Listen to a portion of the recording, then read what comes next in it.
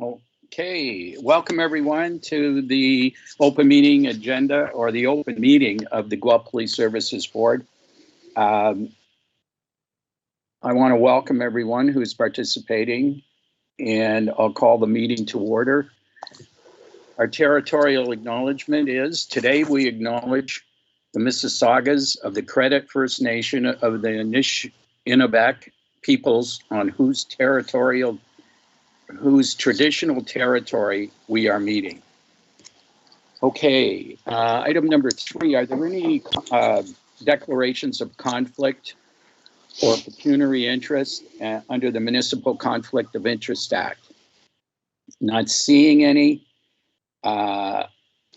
There is a closed session resolution, and Councillor Billings, I believe you were going to move this motion. I will, Mr. Chair. I'll move that the Guelph Police Services Board support the Guelph Police Association Norma Owen Memorial Golf Tournament in the amount of $500 with funds to be paid from the community account. And that is seconded by Rod, Mr. Chair. Yes, thank you. All in favor? And not or hearing any opposed. Okay, any opposed? I was just going to finish that off, but thank you for that. Not hearing any opposed, that's carried. So I just want to make a bit of an explanation before we get underway here. Dr. Alana Saulnier, let me say this refers to 5.1, the body worn pilot project. And Dr. Alana Saulnier, who would be participating, will not be available until 3 p.m., probably at the earliest. So what we're going to do on item 5, we're going to move directly to item 5.2. And then if Dr. Saulnier is not available after that presentation, we'll start moving down the agenda.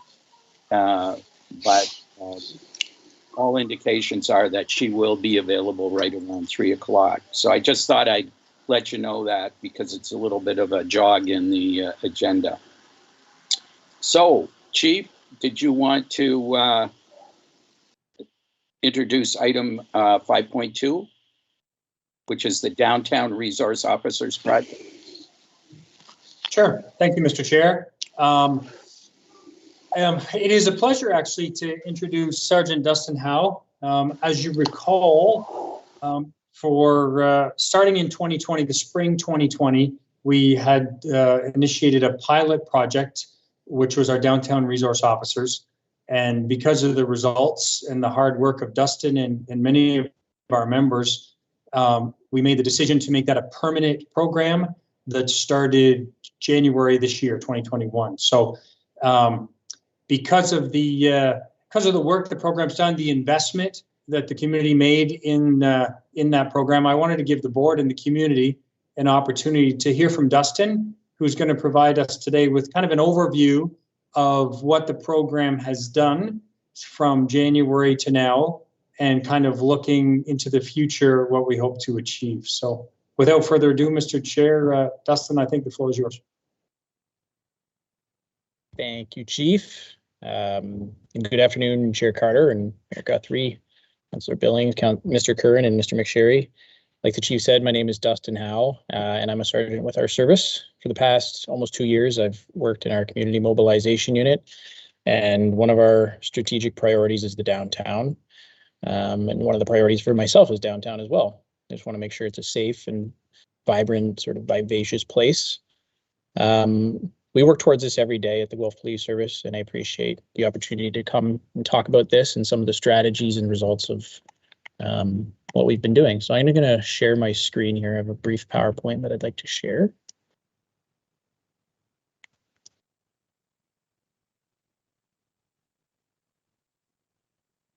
Is that working? Can everyone see the PowerPoint? I can see it. Great, thank you, Chair. So, apologies. So we here at the Guelph Police Service are committed to working with partner agencies to identify best practices for businesses, residents, and visitors downtown. As we move forward, identifying what is best for the community, including those experiencing homelessness and equity-seeking individuals, is paramount for the downtown. Discussions have been ongoing about how best to serve members of the public. And we recognize that the issues that the downtown faces are complicated and they're multifaceted. And we know that other jurisdictions are facing similar issues. So with that said, the solutions that we're working on have to be collaborative, and they have to be as multifaceted as the problems that we're facing. We look forward to the opportunity to problem solve with our partners, and that's what we've been doing and will continue to do. As you can see on this slide, there's been some sort of disruptions that other services have necessarily had to have and pivot during the pandemic to meet the needs of the community, like providing healthcare and other services. So some of the work our partners has pivoted, other needs like a central place for people to spend time or hang out has come to the forefront. One of our partner agencies is the Welcoming Streets Initiative, which is an important alternative to police response downtown in certain situations. So the City of Guelph, the DGBA, the Downtown Guelph Business Association, the Community Health Center, as well as the Guelph Police Service, we contribute to this program and we support it.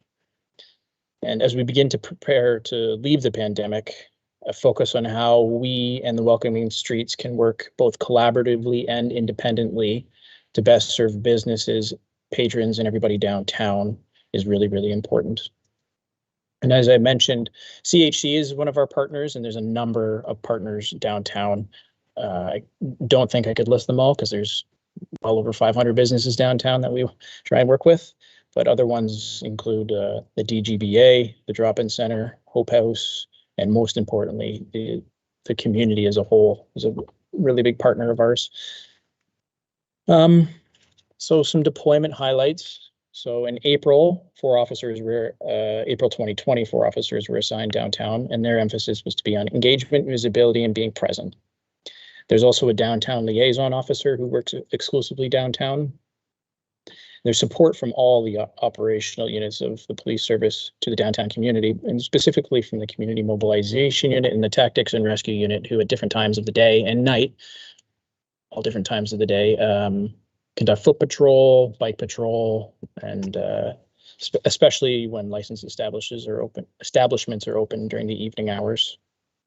It's important to recognize that the Downtown Guelph Resource Officer is no longer a pilot program, as the chief mentioned. It's been made a staple, and it's going to continue moving forward. 12 officers have had the opportunity to work in this role to this point. Soon another 4 officers will get to learn and sort of engage with everybody downtown in this role. The program's reviewed during and after each group of officers with the goal of providing the best service possible while meeting community needs. We recognize the importance of this program and the commitment to remove the downtown, the pilot portion of this title. I also would like to take a moment to recognize Constable Mark O'Connell. He's been working downtown for quite a while, and the contributions that he's had to the downtown and the people of Guelph generally is just incredible. And we're working to identify his replacement downtown, which are big shoes to fill. We're confident we'll find somebody who's capable, and we look forward to doing that. Just some statistics to highlight downtown specifically. You can see in the bullets the comparisons between 2020 and 2021 in terms of just specifically arrests downtown, as well as charges laid. The charges include criminal and drug charges, but they don't include traffic tickets, just for your information. And to mention that, there's actually a lot of traffic tickets written downtown, as well as ride programs set up, since road safety is also a really important component of downtown policing, because we have transit, cyclists, patios, all sharing the roadway with motorists. So we're very mindful of that downtown. And I should also make it clear that although our headquarters is at 15 Wyndham Street and Provincial Court falls downtown, any arrests or charges made at these locations, they're not included in the list, since a lot of those are administrative or planned arrests, and they would inflate the numbers of downtown arrests.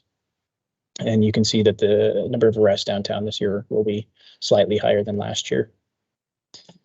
There's been discussion publicly and about safety and perception of safety downtown. And should say that in the late winter during the provincial lockdown, downtown did experience an uptick in property crimes, including break-and-enters.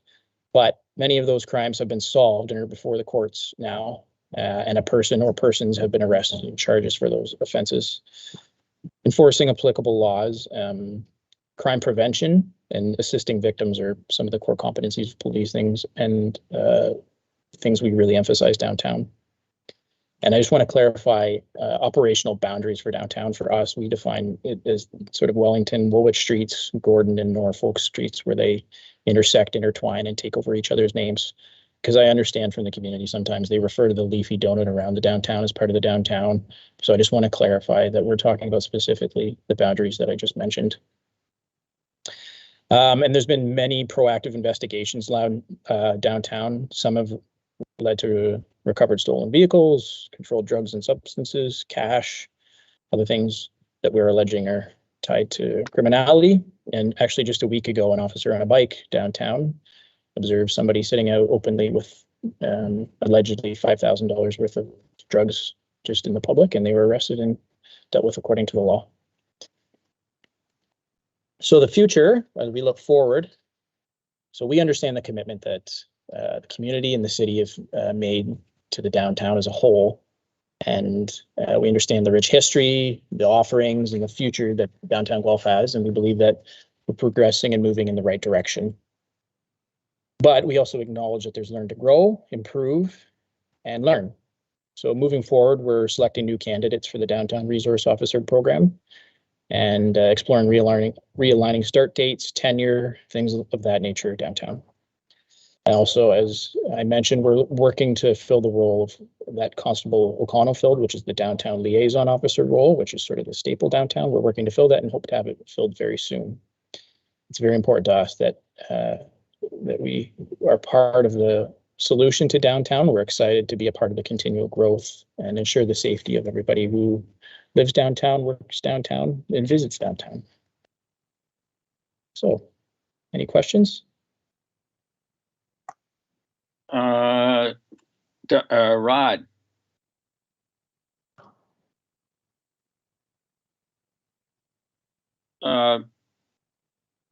Rod, I think you're muted.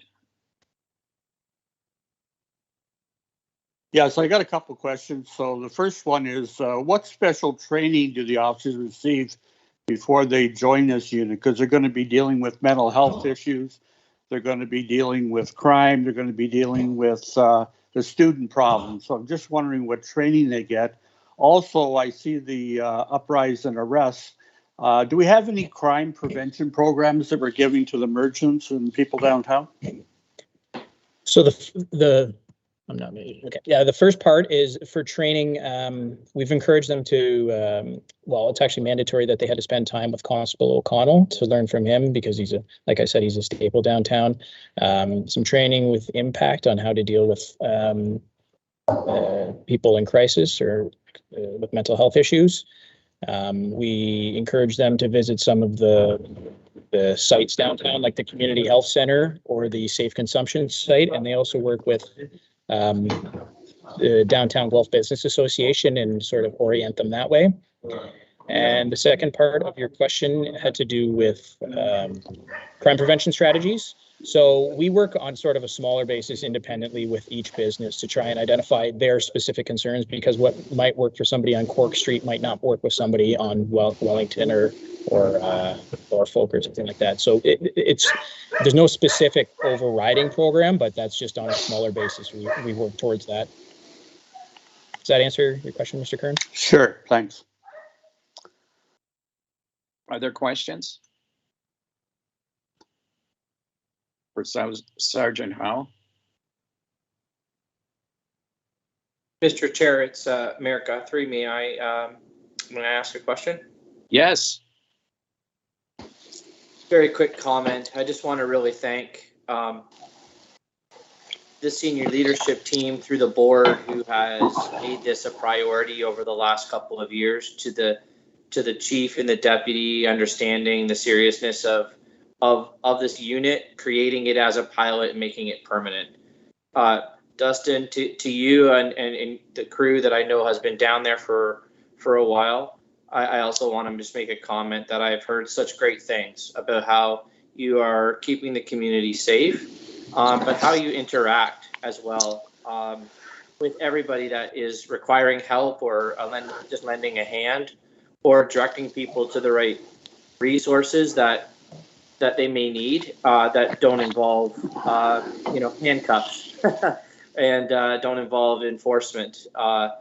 So thank you so much. I just wanted to make sure that comment was put out there.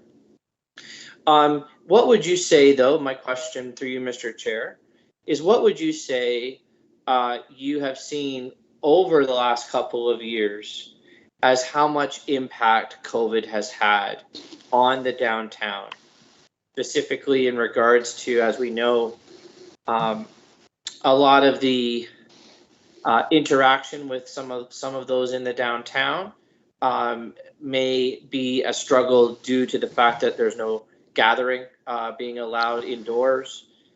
There's more issues maybe out in the open, if I could say it that way, Dustin.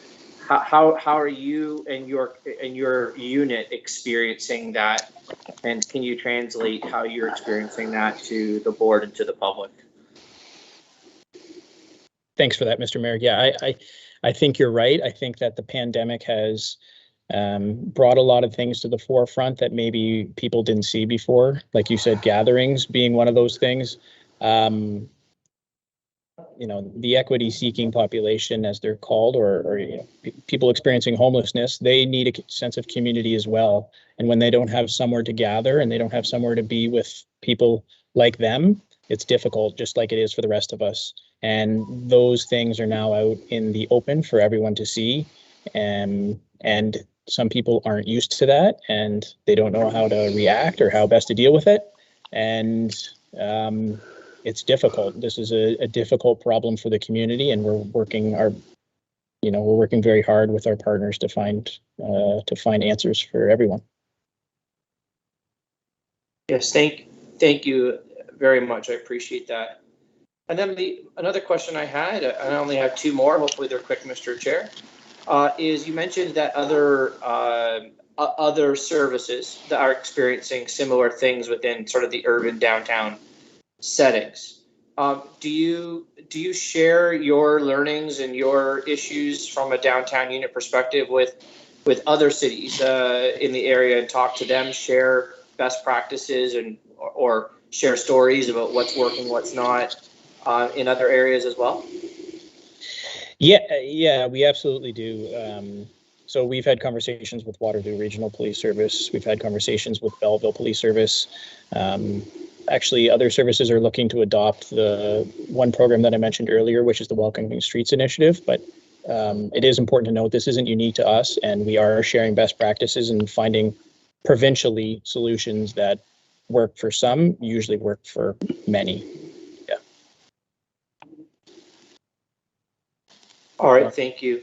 And I know I said I had another question, but I don't. So thank you very much. Okay. Rod? Yeah, just one question, Dustin. If you're working downtown, I feel like communication is one of the biggest assets for officers. And in the past year, how are the public complaints from downtown? Are they high, low, or? They can sort of wavy. Obviously, during the provincial lockdown, there wasn't very many people downtown, so they were lower then. As things opened up, the complaints rose with the openings.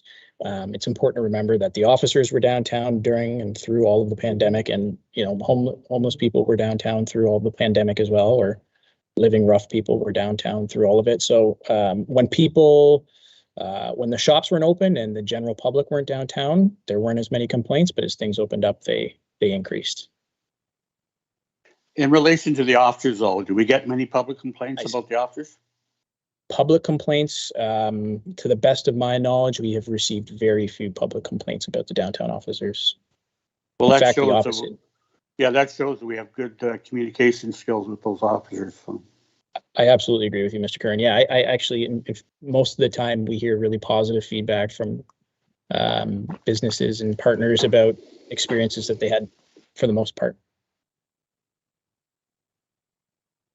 I have a quick question, and based on last year's experience, Sergeant Howe, is there anything that you might do differently this year? We're looking at tenure for the officers. That's one of the things that we're exploring, whether it's too short, too long, and different start dates. Those are the things we're looking at. The actual operation of it downtown, what they're doing, we're just looking to cement that and really ingrain them into the downtown community. So I guess that's the best answer, is just sort of make sure that that's really formalized and established. Thank you. Other questions? No? Oh, Chief? Yep. No question. I just wanted to reiterate a couple things that Dustin had said. First and foremost, the work that Constable Mark O'Connell has done in the last year and a half or so downtown has really been extraordinary. I suspect there are very few people downtown who don't know who Mark is, and I think that revolutionized is not, I don't think, too much of a word, as far as Mark has just invested so much. He's given his heart and soul to the downtown, and anybody who knows Mark knows what he's committed to that. So I think it's really important on behalf of our service and the board to really publicly thank Mark for that. And it's really a demonstration on how our members, for example, Dustin, he's probably too modest to say things like this, but Dustin grew up hanging out in the downtown. So our members are residents of our community who have a connection to the downtown and connections to the community. So just for Mark and Dustin and the entire team, we are very committed to continuing to evolve and improve. Anybody who's read ahead in their package, even as we talk to budget for next year and beyond, this will maintain like a permanent fixture, foundational piece of the service is the downtown team. So that's all I got, Mr. Chair. Well, thank you. Yeah, and on behalf, sorry. Mr. Chair, it's Mayor Guthrie. I'm very sorry. I do have actually one more question when you're done your comments there. I'm sorry about that. Oh, I was just going to say, on behalf of the board, we want to offer our thanks for your work to your entire team and what you're doing. And we look forward, I guess, to another successful year in the downtown area. So thanks. Okay, Mayor Guthrie. Yeah, I'm sorry. I just came across another question I had. One of the great things, Chief, that I've appreciated about you is starting with baseline information so that you can measure against that baseline data as you move forward. So seeing the stat that Dustin brought up during the presentation about the 2020 stats with 680 arrests downtown to date in 2021, we're looking at maybe around 750. But do we have any data points pre-2020? In other words, before the unit was created, before this dedicated unit was operational, do we have any idea what the charges and arrests were for the same area for 2019, 2018, 2017, and so on? Or no, because of the dedicated unit and the starting to gather these statistics and these metrics, we really only have to go from 2020 up. Mr. Chair, through you, Mr. Chair, I'm sure from a statistical perspective, we could certainly get that because we keep stats with respect to incidents in the downtown. What we probably wouldn't be able, what we now have is all the stats with respect to the hours of downtown patrol, all the non-enforcement related stats that we wouldn't have had as much.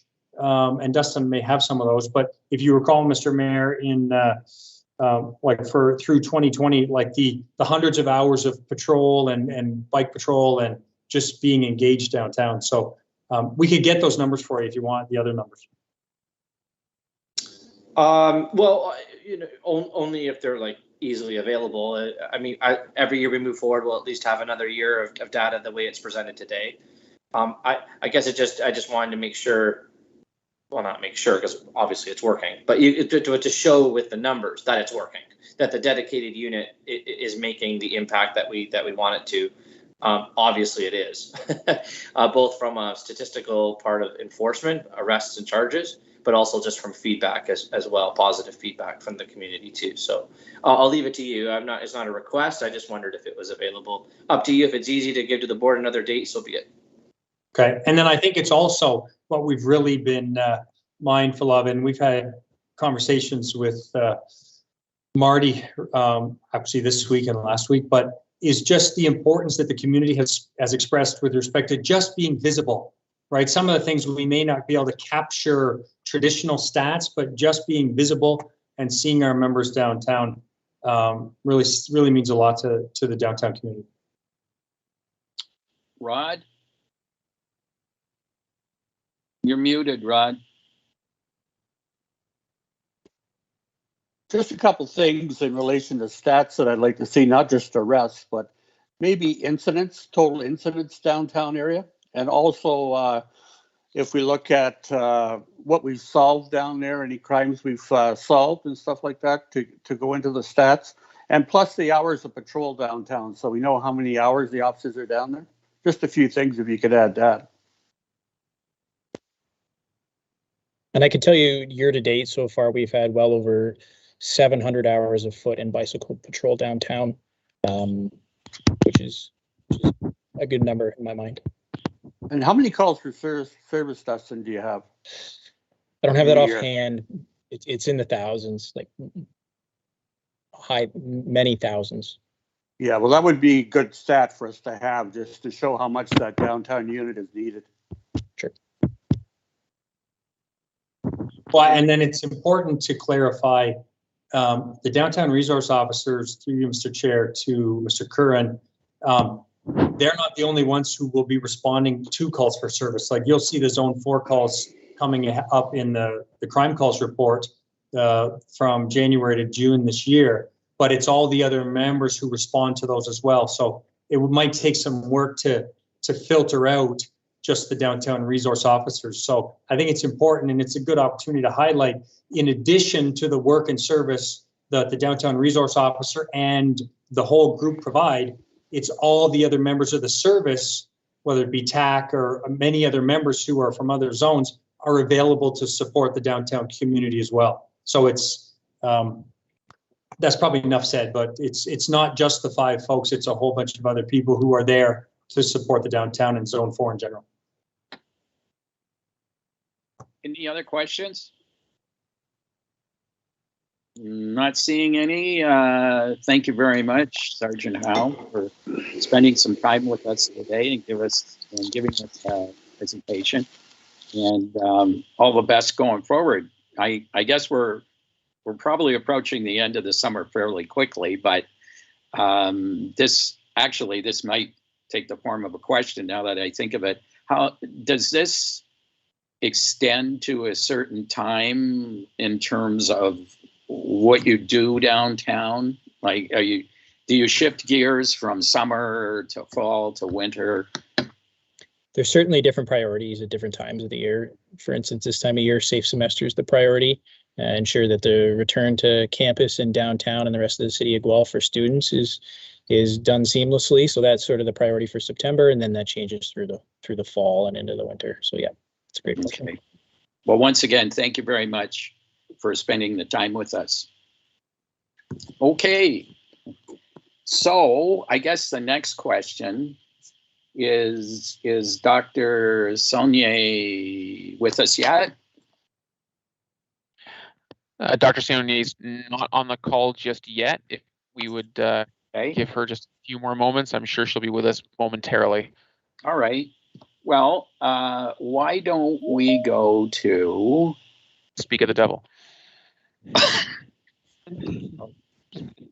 She here? I am here. Hello. Oh, okay.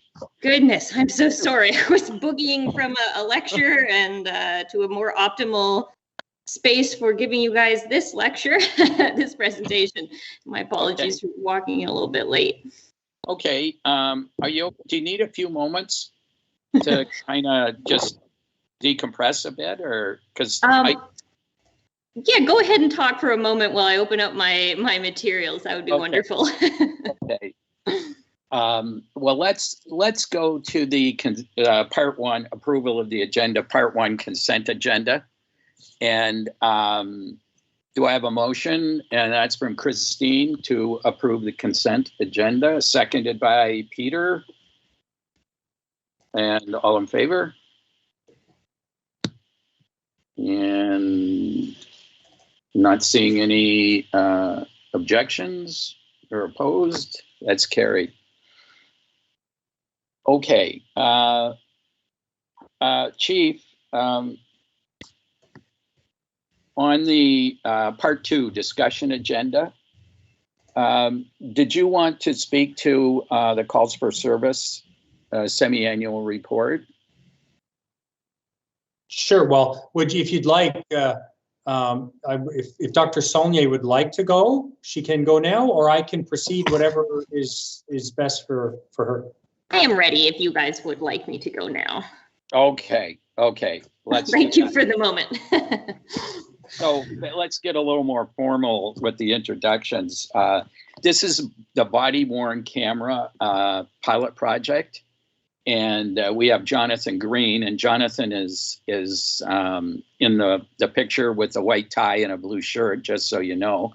And Dr. Alana Saulnier, and she's assistant professor, sociology department, surveillance studies center, deputy director at Queen's University. And that was quite a mouthful. You're a busy person, I guess. But they are going to talk about the body-worn camera project and give us information on that. The floor is yours. Thank you very much, Chair. I just want to take just 2 seconds to highlight that actually the entire composition of our body-worn camera working group is on the call right now with Dr. Saulnier, myself, Jess Abra, and Dustin Howe and Inspector Grover, who formed the working group that was working with Dr. Saulnier on this report. As you're well aware, the Guelph Police Service started along the route of a body-worn camera pilot project way back in with the capital budget in 2019. So it has been a while coming. We were able to put a number of body cameras on the street in 2020 and through into 2021, and we have been collecting large amounts of data from the community, from our officers, to study the use of those body-worn cameras that impact both our community and our officers. And Dr. Saulnier has done an amazing job at compiling all of that data and displaying it for you today. And with that, I am going to get out of the way and let Alana do a much better job at this presentation than I am. So I get to be the presentation person here. So I'm just going to share my screen real quick, just so I can make sure that her slideshow is up, and then I will walk through it from there. So can everybody see that? See that presentation? Thumbs up from the chief. Wonderful. So I will turn it over to Dr. Saulnier. Thank you so much, Jonathan. Can I ask, can you all hear me, or Jonathan, at least, can you hear me well? Yep. Good. So thank you all for this opportunity to speak with you. It was wonderful to work with Guelph Police Service on this project. They were incredibly accommodating and willing to explore new avenues, which not only allowed us to build on continue to contribute to existing bodies of evidence, which is something that's very important for evidence-based policing, but also to expand into new directions. Some of those projects you'll hear about today. So even though I work in a sociology department, I am by training a criminologist, and this is my third body-worn camera evaluation. Started with the Chicago Police Department, which I was a member of, the evaluation group, then led the Durham Regional Police Service's body-worn camera evaluation, and then had the opportunity to partner with Guelph, and it brought with it some really wonderful opportunities. Now, my specialization is in police use of data collection technologies, and particularly body-worn cameras for the last while. And working with this team here at Guelph, we were able to design an evaluation of the BWC pilot, administer our studies, analyze the data, and prepare a report summarizing our findings. And you have that report available for you. I'll make some references to it throughout the presentation. I'm just going to briefly summarize the 5 studies that we have completed here today. 3 of these relate to public attitudes towards body-worn cameras, which as a researcher who focuses very much on police-community relations, I think are incredibly important. We're also in those public attitude studies looking at the effects of body-worn camera use on public perceptions of community members at times. And then we also go on to look at GPS members' perceptions of BWCs, thinking about, changes before and afterwards and the use experience and the effects of BWCs on service output. So we're thinking about service functionality there. I'll get you to move to the second slide, please, Jonathan. Now, there's a substantial body of research demonstrating that the general public, if we'll put it that way, is highly supportive of police adoption of body-worn cameras. We're talking about dozens of studies that have demonstrated this at this point throughout the Western world. The sentiment arguably extends beyond just being positive to actual demand. It's becoming a strong expectation that the police should be wearing body-worn cameras. Now, one of the key goals of the Guelph Police Service pilot was to document public attitudes locally. And I think that is incredibly important. It doesn't really matter if people in Toronto want body-worn cameras on officers, if people in Guelph don't. In service to communities, police should meet the expectations of those communities. Body-worn cameras are unequivocally a costly technology. They may also have cost-saving benefits, but if a community doesn't want them, I think that's equally important to pay attention to. So it's something we were interested in exploring here. We wanted to start with what is known in the realm of public perceptions research, which is that there's a lot of support, and see if that was the case locally. We designed 3 unique studies that either individually or collectively work to answer these research questions. So I mean that the studies either all answered this question, for example, is body-worn camera use favored or opposed by those participants, or they just answered one of these questions, which some of these do. But collectively, we also asked, is there support to increase the GPS budget to adopt body-worn cameras? Does use of body-worn cameras affect public perceptions of or reactions to police? Does viewing positive videos of police improve public perceptions of police? This is a really interesting one we'll talk about. What concerns do survivors of sexual assault or intimate partner violence have with body-worn cameras? Very important understudied area. And what policies will help BWC use be victim sensitive? So those are the sort of key research questions we asked that I want to highlight. I'm going to briefly run through how these first 3 studies worked, the ones focused on public perceptions, and what we found over the next 3 slides. I'll get you to go to the 3rd slide, please, Jonathan. In the traffic stops experiment, which is the first of the public perception studies I'm going to tell you about, we had all traffic officers be randomly assigned to use or not use a body-worn camera on a shift-by-shift basis between September 1st, 2020 and April 30th, 2021. So this is a field experiment, a randomized controlled trial we're running with these officers. Regardless of shift, so whether it was a BWC or a no BWC shift, when the officer pulled over a motorist and the interaction did not end in a criminal charge, the officer was asked to provide the motorist with a business card-sized contact card that invited the motorist to take part in an online survey. We did have a rough time with recruitment processes because of COVID-19. Traffic stops were just down in general. Throughout this whole time period that we ran this, what we ended up with was 131 people who completed the survey. And details regarding the response rate and sample characteristics are available in that final report you have on page 16 and in tables 1 and 2. But I'm just going to focus on the key results here. 84% of participants supported police adoption of BWCs. Only 4% opposed BWCs. Alongside this, 72% of participants supported increasing the police budget to pay for BWCs, and 62% were willing to increase their personal taxes to support BWC adoption. Now, all participants were asked about their encounter with the officer and their perceptions of police more generally. This is where we had the opportunity to see if BWC use had an effect on perceptions by seeing if the two groups, the ones that were exposed to an officer wearing a BWC and the motorists who were not exposed to an officer wearing a BWC, or were exposed to an officer who was not wearing a BWC, whether those two groups systematically vary.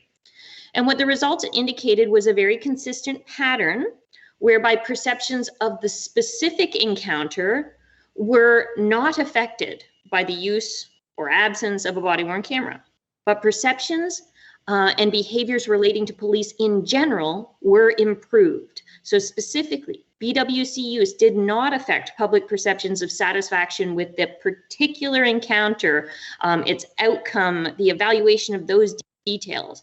However, BWC use was associated with greater perceptions of police legitimacy in general. When we just say, when you talk about police in general, how supportive are you of them, as well as improvement or increases in reported willingness to cooperate with police.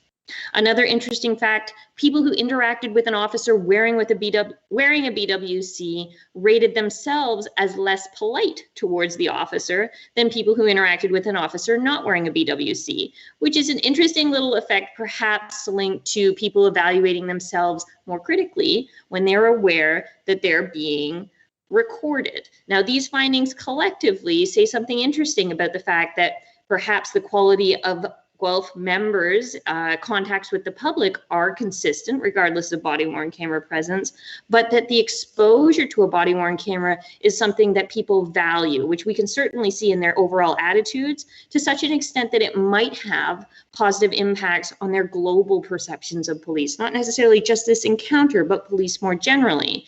And then that interesting effect about people feeling more critical about themselves or, rating themselves more harshly in politeness is one that might carry over, as we discuss in the report, to lower levels of complaints. That's something that's a speculation at this point, but certainly a theoretically relevant one. Go to the next slide, please, Jonathan. Now, that traffic stops experiment that I just told you about was an opportunity to conduct a public opinion survey while also experimentally manipulating the effects, experimentally exploring the effects of BWC use on motorist perceptions of their encounters. So these real world, what we think of as very ecologically valid, it's not artificial experiences. This next study that I'm going to tell you about, what we called the media experiment, was another opportunity to conduct a public opinion survey while engaging a different type of experiment, this time a laboratory study. So it's more artificial, but it also gives us a lot more control over the variables that we have at play in the experiment. So this time we asked people about their attitudes towards body-worn cameras, and we had half the group watch 4 body-worn camera video clips that were about 5 minutes in total of outstanding positive police behavior. Really, heroism is what's going on in these videos. So we've got a total group being asked about, their attitudes towards police in general, their trust in police, and then we go on to show them videos. Half the group videos that are positive and half the group just see nothing. And then the whole group is asked to read the exact same short story about a routine traffic stop where they're asked to imagine themselves as the driver. And then everyone, again, is asked to answer questions about the story. So this is a routine laboratory style study, which we call a vignette study. So participants were recruited online with the assistance of a firm that specializes in such activities. We were able to get a very good representation of the Guelph and surrounding communities in terms of race, gender, socioeconomic status. But we do have a subset of residents that are exclusively from Guelph. There are a total of around 400 participants in this study, some coming from the surrounding areas, but they're all quite localized to that community, and many are from Guelph. You can see the breakdown of the distribution, by which I mean the sample, on page 25 in table 6 of the final report, if you're interested. Page 25, table 6. Now, again, I'm just going to focus on key results and what we see in this study, some facts I'm sure you're interested in. 77% of these participants supported police adoption of BWCs.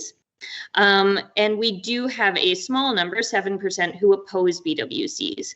These results were similar when just looking at the subset of Guelph residents and when just looking at participants who identified as a racial minority. So we did break that down, said when we just look at Guelph, we see that 74% of those people polled are supportive of body-worn cameras. When we just look at people who identify as racial minorities, which means anybody who did not identify as white, we see that 76% of participants support body-worn cameras. On the matter of budget, 73% of participants supported increasing the police budget to pay for body-worn cameras. And again, we see similar rates across just the Guelph and racial minority samples. Now, alongside demographic details and attitudes, participants were asked a series of questions about their trust in police. This was actually the very first set of questions we asked them before they saw those videos. Now, what I did was analyze the individual and the simultaneous effects of viewing these positive body-worn camera videos, as well as their levels, these people's levels of existing trust in police. And we were interested in those things, whether they individually and collectively, what we call an interaction effect, affected the outcomes we measured. Things like, support for police, willingness to cooperate. And the results of these analyses indicate, again, a very consistent pattern of effects. In this case, as a main effect, trust is important. Higher existing trust in police produces more positive evaluations of specific encounters with police, perceptions of police in general, and willingness to cooperate with police. So when people read that short story, and remember, everybody read the same short story, if their existing trust in police was higher, they were evaluating that story more positively, imagining themselves as the driver. They were saying that police are more, respectable in general, and they were indicating greater willingness to cooperate in police. So that's an effect in and of itself. Existing trust in police affects perceptions of police. Not too surprising. Here's the great, really interesting effect. When people have low existing trust in police and they're exposed to positive body-worn camera videos, their evaluations of the specific encounter with police, that story they read about, and their willingness to cooperate with police, they're both improved, becoming more similar to persons who have high existing trust in police. So we can see this effect in all of those graphs that I've got for you on that screen there, where the solid line indicates, or the solid line starts with much higher ratings on the left side of each graph than the dotted line. And the line demonstrates that people with similar levels of existing trust in police, specifically low existing trust in police on the left side of each graph, end up interpreting a police encounter differently when they are exposed to these positive body-worn camera videos. Now, importantly, what does that finding mean? It suggests that police services can use positive body-worn camera videos to moderate or reduce the negative effect that low existing trust in police has on police-community relations. We want to see police services leverage these positive videos to better effect. And I am running follow-up studies to suggest how we can do that most effectively. But this is a really groundbreaking study that explored that we're very excited about. I'll get you to go to the next slide, please, Jonathan. Now, the experiments I just described deal with control and manipulation of variables to identify relationship between variables. It's about causality. We're trying to figure out what using body-worn cameras does for the service's relations with the public, as well as those just general attitudes about support or opposition to body-worn cameras. But non-experimental descriptive research also contributes to knowledge development in very important ways. Victims in general, and more vulnerable victims of sexual assault and or intimate partner violence specifically, have been very rarely engaged in body-worn camera research. There's one other study that I conducted that has dealt with this. It's currently under peer review. This was where we ran interviews with survivors to get a foundation of what was concerning and hopeful about body-worn cameras from their perspectives. As the stakeholders that are most keenly attuned to this concern or these hopes, that's who you want to start that information with. Now, building from those interviews that I conducted with survivors on the previous project, which was with Durham, we used the interview responses to create a survey that we shared with survivors in this project. And this was Ontario-wide, so it's hard to recruit survivors of this nature. So we went across Ontario. Participants were recruited through an advertisement that was circulated on social media and by partner agencies, including Victim Services Wellington, the Ontario Network of Victim Service Providers, and other victim services agencies across Ontario. To participate in the online survey, participants needed to self-identify as a survivor of sexual assault and/or intimate partner violence, as a woman, because these are very gendered crimes, and we were interested in focusing on who they are most prominently experienced by, at least 18 years old, and as a resident of Ontario. The full breakdown of your participant demographics can be seen there on pages 33 and 34, and in tables 9 and 10 of the final report. We ended up with 45 participants who completed the survey, and I know that sounds scant, but that's actually phenomenal for trying to access this type of survivor group. It's very rare that you'll get studies with samples of that size, so I'm very excited about it. And I just want to review some of the findings I expect you're most interested in. As with the previous two studies, support for police adoption of body-worn cameras was high, 87% in this case. Now, moving into the concerns and policy recommendation results, it's first important to note that the sample was very homogeneous in terms of race. Most of our respondents are white. There's very little research on victims in relation to body-worn cameras, and continuing to explore these nuanced experiences is important. We certainly don't want to ignore the experiences of racialized survivors. This is an important area to focus on. However, the themes identified by these participants that we have are connectable to a broader literature on survivors' concerns and needs in general. And I would say it therefore seems reasonable to assume that these concerns may be relevant to victims regardless of race, though race may introduce further concerns and needs, which is where additional research is needed. The potential harms that the greatest number of participants expressed concern with related to the ability of abusers to leverage body-worn cameras to their advantage. For example, that the abuser will alter their behavior and use the footage against victims, as well as the possibility that the footage might be made publicly available. Very concerning for survivors in both this survey and in the interviews I conducted before.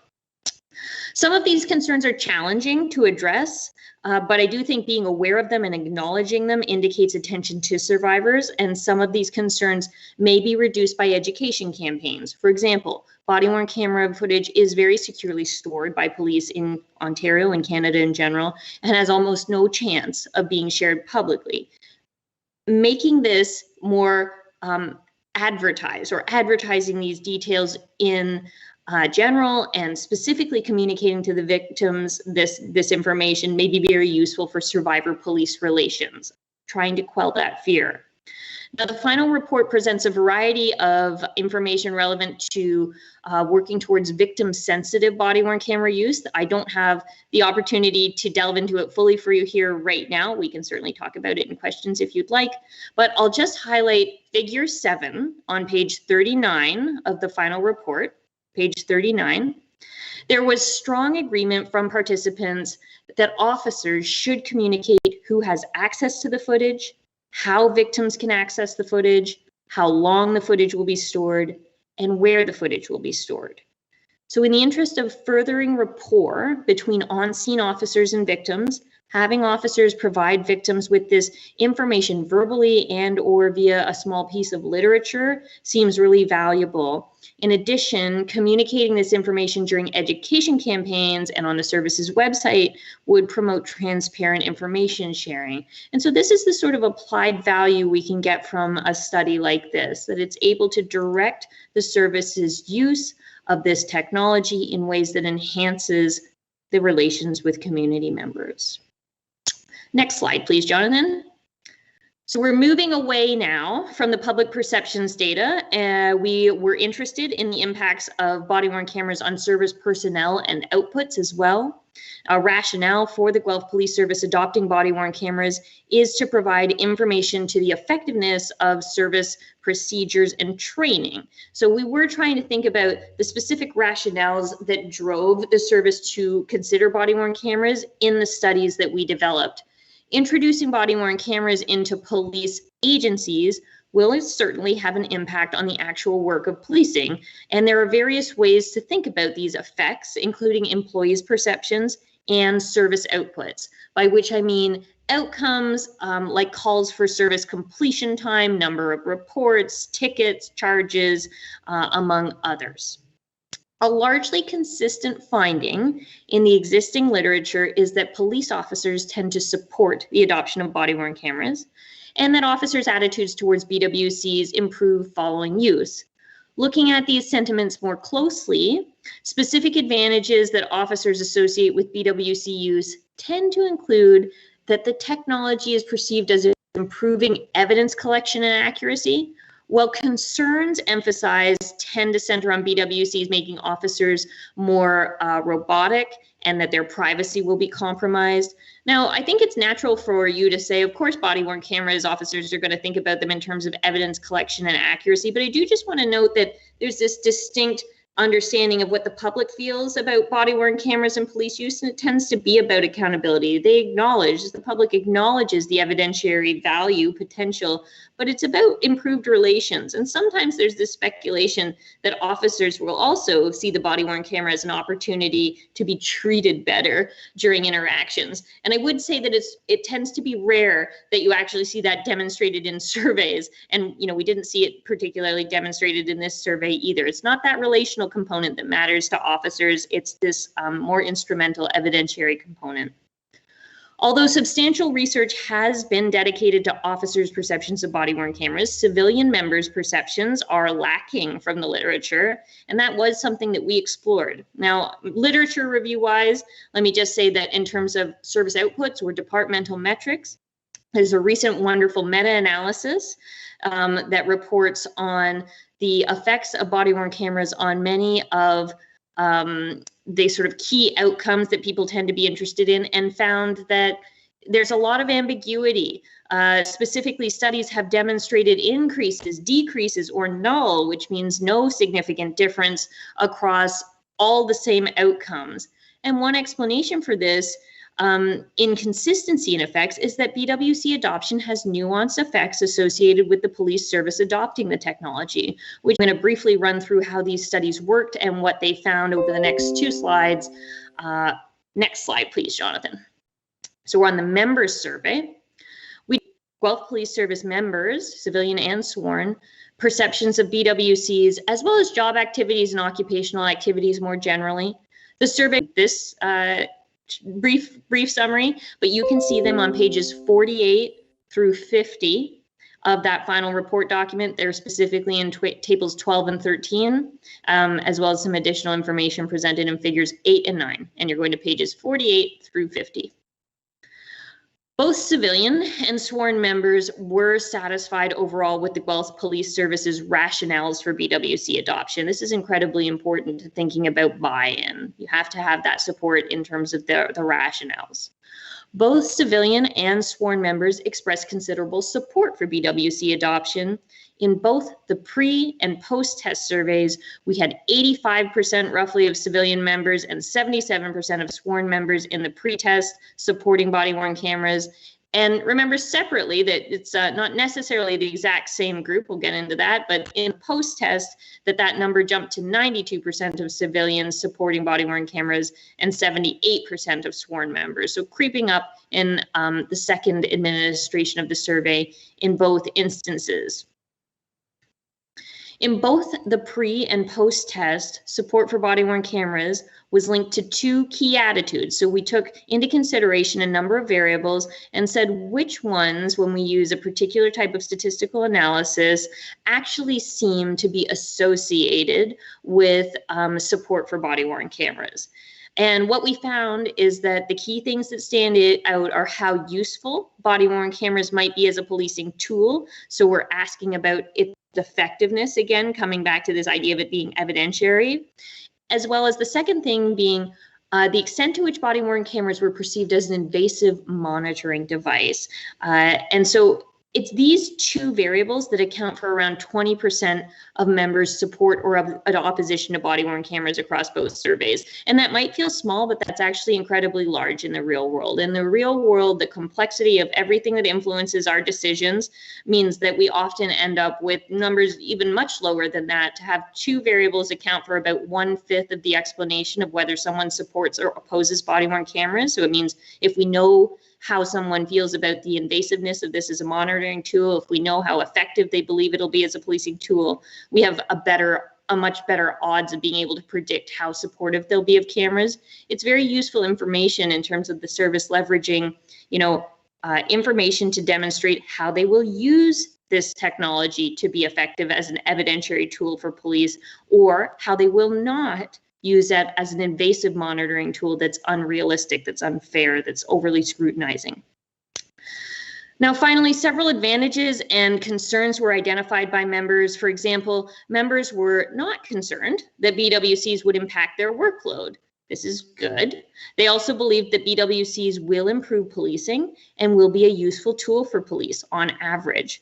And they were somewhat concerned about the impact of BWCs on officer discretion. That's the big one. It always shows up in every survey I've seen or run. There are other things that there's some minor concerns about, but it's to what extent is this going to limit officer discretion?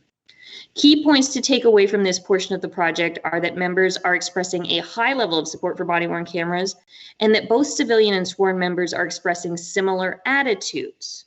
That means that when it comes to their hopes and concerns, we have a lot of consistency, which makes pleasing both of those stakeholder groups more manageable. So basically just a small blessing for the service on that front.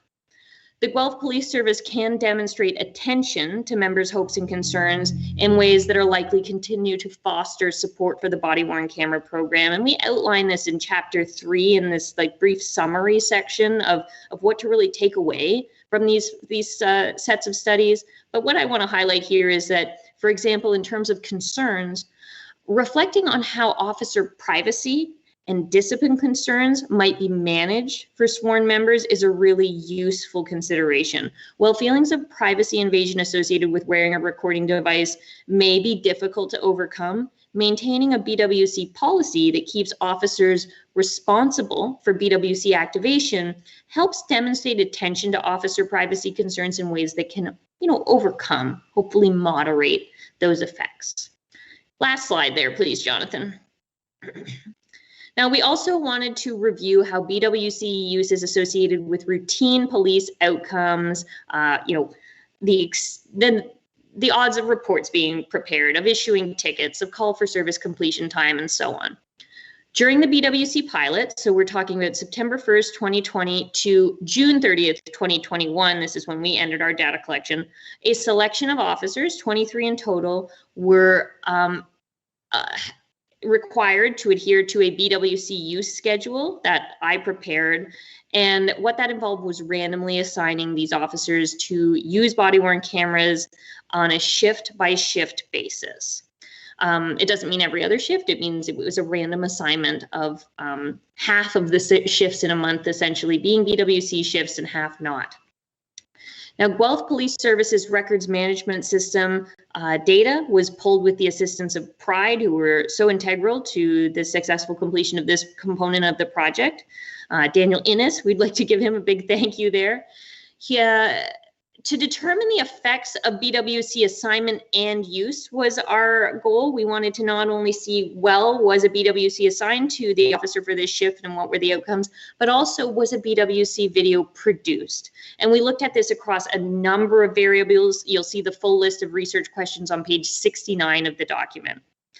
Now, skimming through these results, because there are a number of them there, let me just give you the high-level overview. We had 8,848 unique occurrence numbers between that time period, September 1st, 2020 to June 30th, 2021, that involved members of the pilot. That's a lot for 23 people to be taken care of. 48%, which was 4,234, were on BWC shifts. So we have a good number there, nice, almost even split between BWC and no BWC shifts.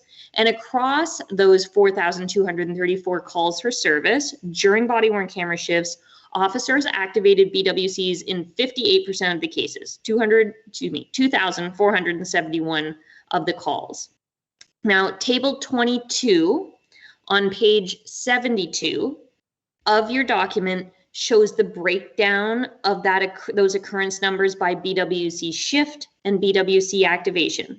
And I do just want to underscore, it's really important to remember that not all calls for service require BWC activation. This is not an indication of compliance with BWC activation expectations.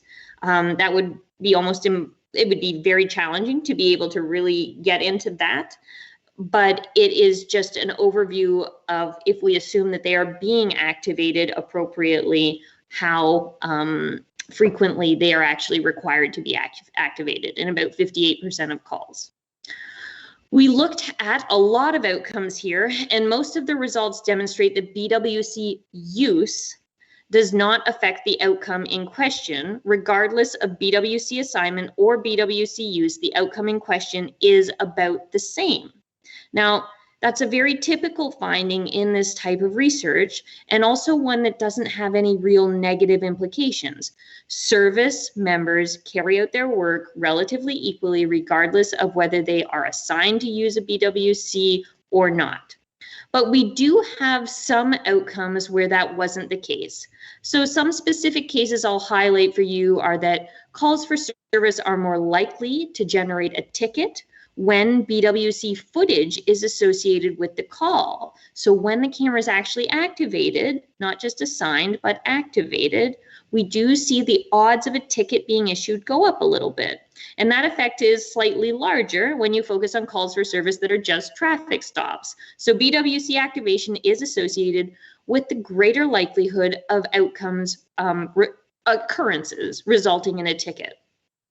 Calls for service are also more likely to generate a report when BWC footage is associated with the call.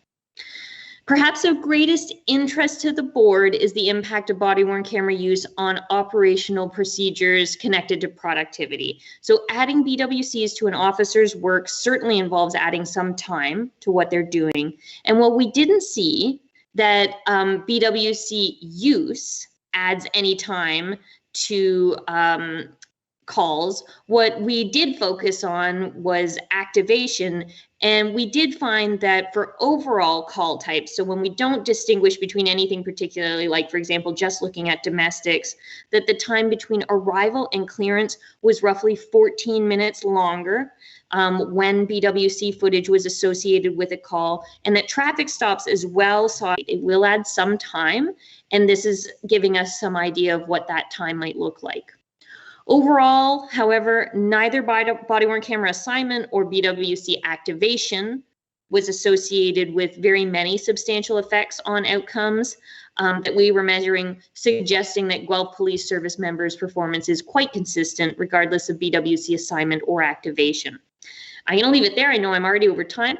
I'm sorry for that, but I am happy to answer any questions that you all have.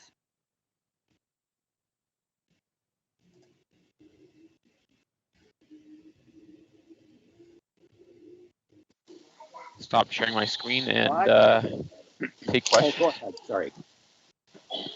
Yes, I just want to thank Jonathan and Alana for this comprehensive report. It's really excellent. I have one question, though.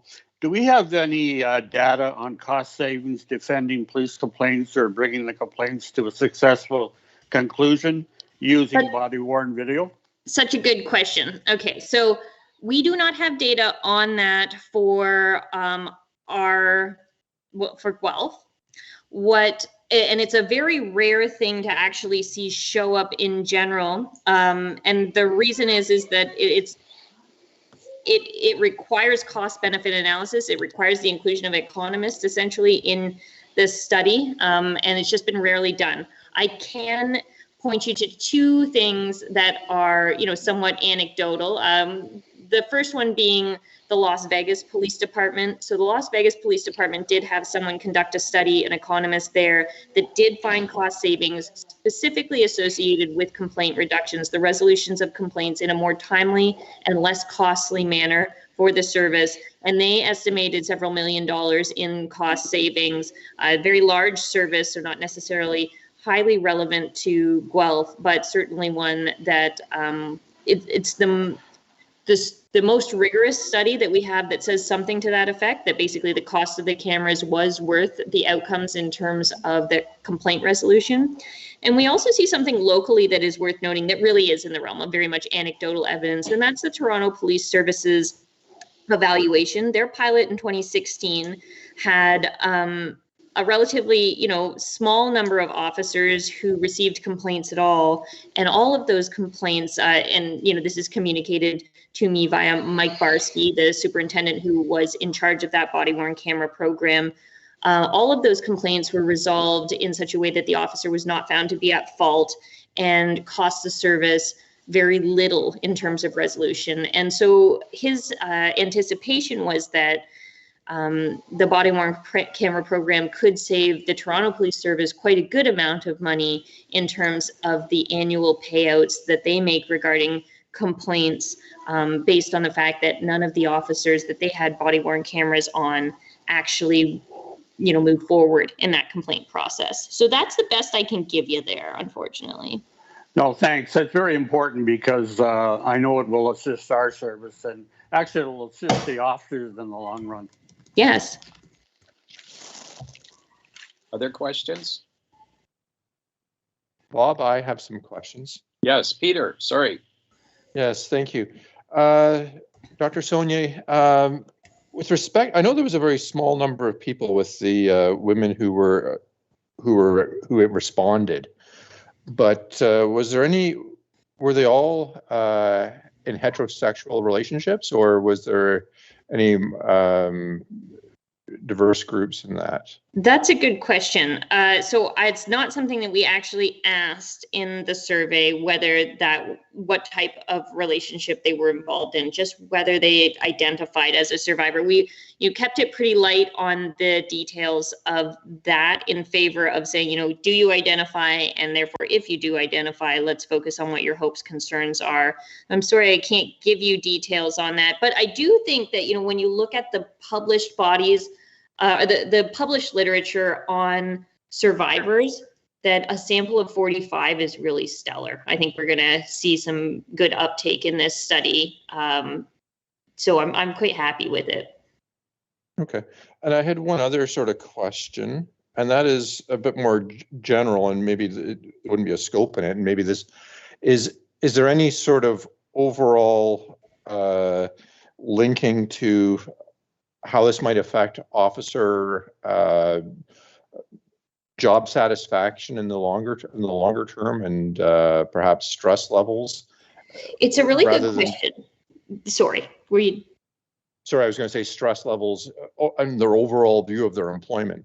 Yeah. Yes.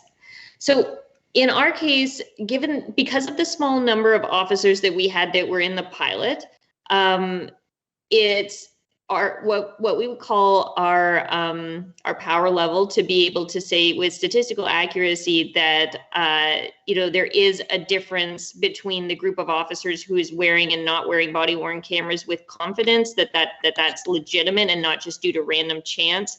It's off, and it does. I do bring that up in the report that we don't have enough officers here to be able to rely on that information, but I can say that, we do see no concerning changes between the officers. The raw data that officers using body-worn cameras express around their occupational burnout, their satisfaction with work, that those raw numbers look reasonably consistent across the users and the non-users. But again, to be able, when it comes to the realm of minor differences, which is often what public perceptions data is looking at, minor variations can be significant when you have adequate sample sizes. So from there, I have to say, well, we don't see significant differences, but we were underpowered to be able to assess them. So it might not finding a significant effect might not mean it's not important. From there, we go to look at other studies. What we can say about the other studies is that we do tend to see that officers feel very happy with body-worn cameras, that their support for body-worn cameras increases, that we do not tend to see officers express concerns about workload. So ultimately, I wouldn't speculate that would be the case at Guelph, that we would see officers become more stressed by this. When we look to other bodies, other studies that have done similar types of things with larger samples, it tends to be the case that officers don't find it to be something that impacts their work negatively. Other questions? You're welcome, Peter. Yes, I have, Mr. Chair. Yes. Thank you. It's Mayor Guthrie, to you. Thank you so much for your presentation. I was just wondering, can you just expand quickly for me why, and I hope I understood what you said correctly here, but why it takes between 9 to 14 minutes longer when those officers are using body-worn cameras? I didn't quite understand. That seems like a long time. Is that including the, like, to turn on? Why does it take longer? No, let's say we are talking about actual activation here, not just assignments. Sorry, Oh, I'm sorry. What did you say? I'm sorry.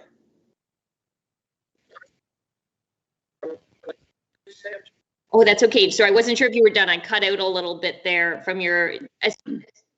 So I can explain why it takes longer, right? Ask her to turn off the video. Yeah, Mr. I'm wondering Chair. actually if you wouldn't mind, Doctor, just turning off your video, and then that might help with the internet connectivity issues we're having, so we can still hear your audio. No problem. Better? Yes, that seems to be coming through better now. I'm so sorry. I'll just I'll restate the question just in case you didn't hear it. So Sure. I just wondered why it takes anywhere between 9 to 14 minutes longer for those officers using body-worn cameras, and does that longer time period reflect the offloading or the downloading of the camera footage when they get back to the headquarters, or is the 9 to 14 minutes only for the call that they're attending?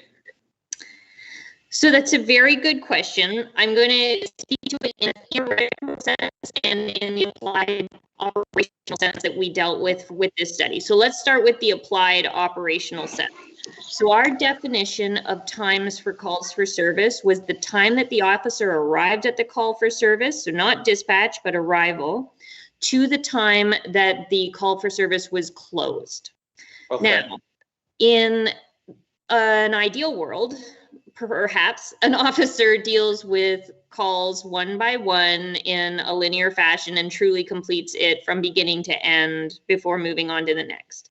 In the real world, we do recognize that officers are not always able to do that, that they might actually close. There can be things that happen that make this operational definition not necessarily representative of the true length of time. You do just want to take into consideration limitations of definitions that or of the data that we have to work with. So the way that we define it. So this is what we've got to work with. Call for service, officer arrival to the time that the call for service was considered cleared. And bearing in mind that that might not be 100% accurate of the way that officer work actually ends up getting done on the road. Now, unless an officer is fully completing and downloading before moving on to any other calls for service, then we would not see that download time included. And that's something that we're not able to fully assess in this, short of having officers detail exactly how they dealt with their body-worn camera in all of these individual calls for service, which wouldn't have been functional. Now, assuming that we do have a reasonably, and it does again make sense to me. Now let's kind of back this off for a second to the theoretical realm. it does make sense to me that using a body-worn camera would increase the time that it takes to complete a call for service. You have the incredibly small amount of time dedicated to turning the camera on and announcing to the person you're interacting with that you're using the camera. You potentially have a little bit more time connected to that person asking you about the use of the camera. But then the key time is certainly going to come from things like possibly reviewing your camera footage and tagging it and writing up the additional report associated with details of what is involved with that is going to be shared with prosecutors, and just the legal teams in general, for the sake of everyone being advantaged by having that knowledge. So those are the key components that I think we can feel quite confident are represented in those numbers. And it does, coming back to the applied realm, make sense that we see these traffic stops, these overall calls for service be taking just a little bit longer when officers are activating their body cameras. So I think it's reasonable to anticipate. And then the question is that, it's a subjective decision around whether that's too much, and also whether you're going to see that change over time as officers become more comfortable with it, and as you see new additions come through the platform itself, in terms of, for example, the ability for the video to be tagged in and of itself, that the officer doesn't need to tag it with so many details, like the occurrence number, for example, that it's auto tagging, all these sorts of little changes that are coming down the pike. Does that answer your question? Yeah, it does. I never knew the fact that maybe after the interaction with the subject, that there is then maybe a little bit more work for the officer to do by tagging, reviewing, note taking, and all that would also tie into extra minutes about explaining, as you said at the beginning with the subject, that they are recording. There could be questions about it. So all that can start to add up over time. So I appreciate that. Thank you so much. You're very welcome. Right. Yes, I just wanted to ask, in relation to other services, have you seen increase in freedom of information requests in relation to video? So I think Dustin or Jonathan might be able to answer that more specifically than me in terms of Guelph's experience. I know with Durham, that was something that we were quite concerned about, given the size of that service, and we had no issues with it at all. It's something that's sort of anticipated. Every once in a while, you get kind of crazy media requests about everything, but that are kind of easily deniable. And just given that they're not really founded in things that are supported regarding the Privacy Act. But Jonathan, Dustin, would you be able to speak to what you actually saw regarding FOIs with Guelph? Actually, the best person to speak to FOI requests would be Judith, who's also on the call. She oversees the FOI area for the GPS. During the pilot, Judith, did you see any kind of increase in FOI requests? No, I did not.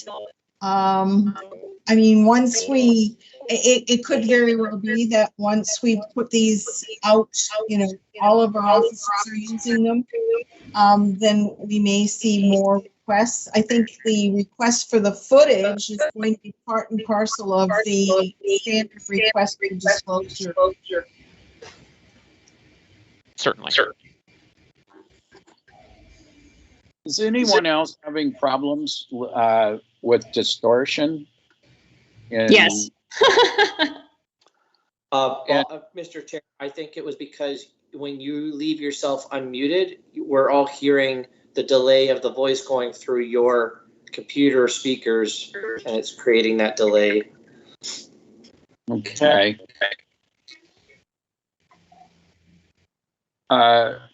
Christine, you had a question. Christine? So I'm here. So what the mayor was saying, if you're not using your mic, turn it off. That means you, Bob. we'll see if that helps. So my question is with respect to policy, whether it's new policy, change in policy, there was a comment made with the policies, it can moderate some of the issues. So with the services that have embraced the body worn cameras, are we finding the policies for our police force, like it'll be identical to say another one, whether it's Toronto, Durham, or do you get involved in that part? Yeah, that's a great question. So actually, I was heavily involved with the Canadian Association of Chiefs of Police in the production of a standardized national body-worn camera policy framework, as well as the Information and Privacy Commissioner of Ontario, consulting with them on the production of their guidelines, which heavily informed the Toronto Police Services policy. I would say that the Toronto Police Service policy is going to be the sort of standard that we see Ontario services probably choose to adopt for, you know, all sorts of valid reasons around something that's been quite well vetted and has a lot of backing from, you know, key groups like the OIPC that's likely to reduce liability for individual services. I am very much an advocate for the idea that there should be an almost standardized policy that exists across Canada with regards to services adoption of body-worn cameras as well as identity collection and management technologies. So that is something I am involved with. I'd advocate if Guelph, you know, chooses to move forward with body-worn cameras, that they, you know, closely consider that Toronto policy. It's pretty viable. Though I did express some concerns around things associated with it, particularly the idea that the pre-recording period would not only include video but audio as well. I expressed these concerns to the OIPC as well. That's I think a privacy invasion that goes beyond what is considered necessary to document what officers are doing. And I think that's why but for the most part, I'd say that that's a pretty sound policy. Okay, thank you for that. And also, I mean, I do have a bunch of questions, but because of the issues we're having, I think I'm just gonna, I just have one more, and that is with the survey, it was 77% favored the adoption. Yeah, 73% supported a budget increase. So was that question just asked high level, or were they given, oh, this is how much it's going to cost you for this program to be implemented? Or was it just a high level question, oh, would you support an increase?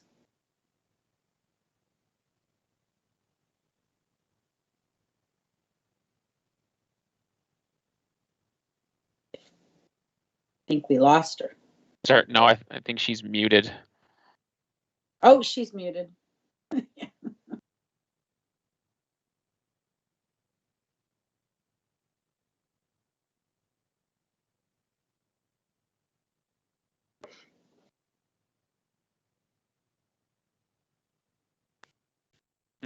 There. There we go.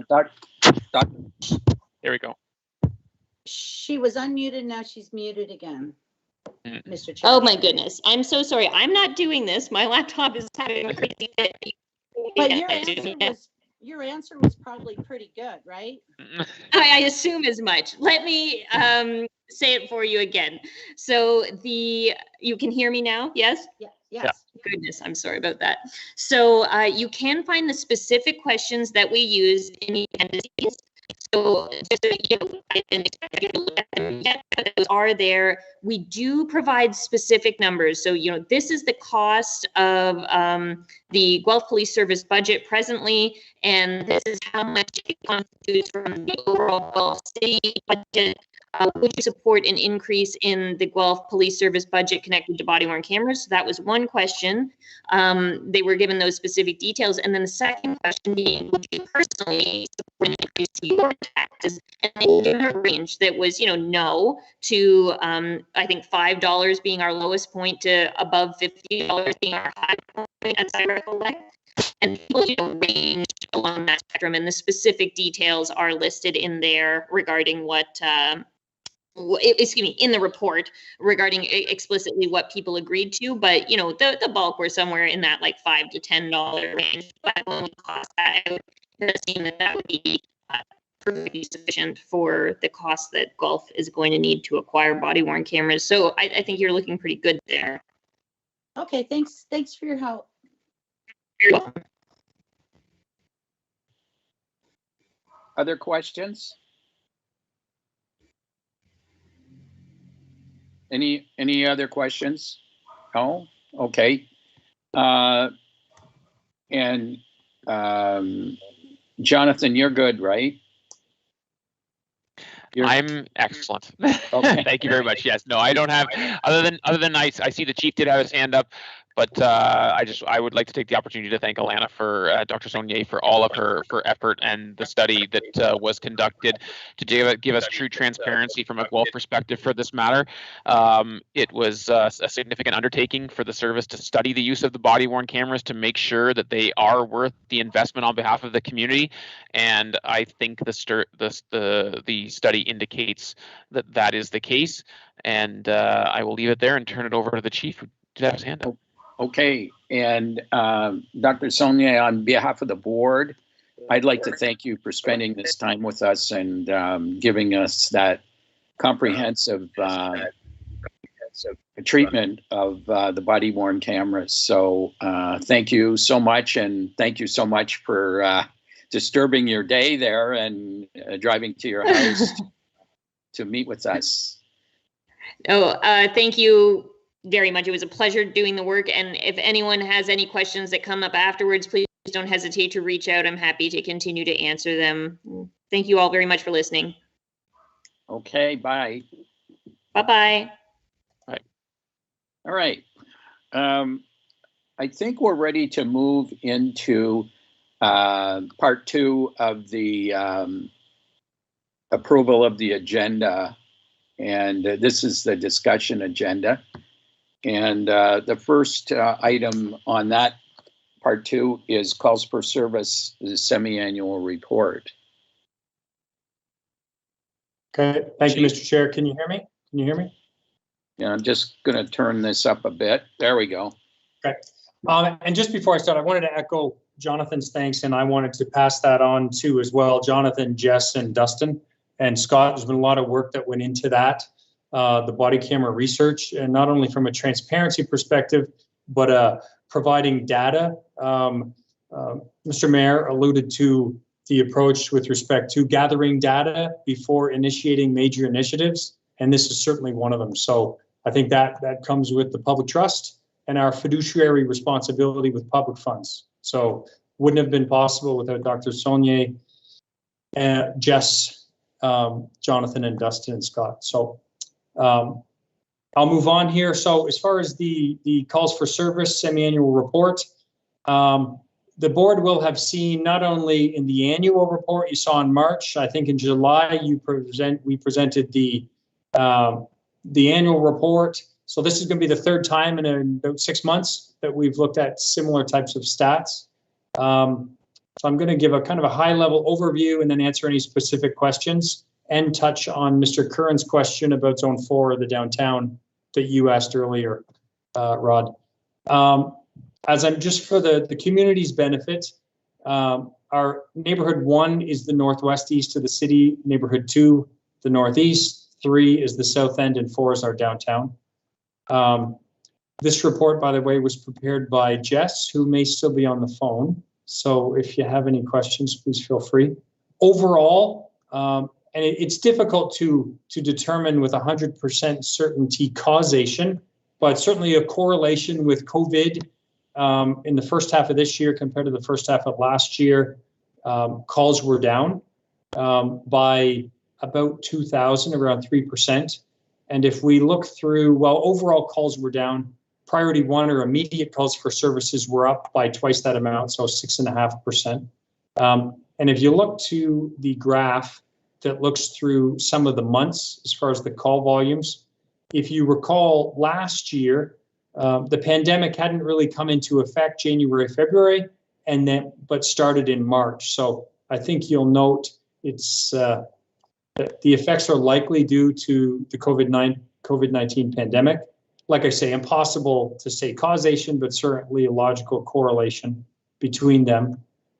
If you look through on page 5, our neighborhood 4 or downtown calls, there were 2,300 calls, 2,399 in the first half of this year compared to last. So that was down around 300 or 400. So to your question, Mr. Curran, 2,400 calls for service from January 1, 2021 to the end of June.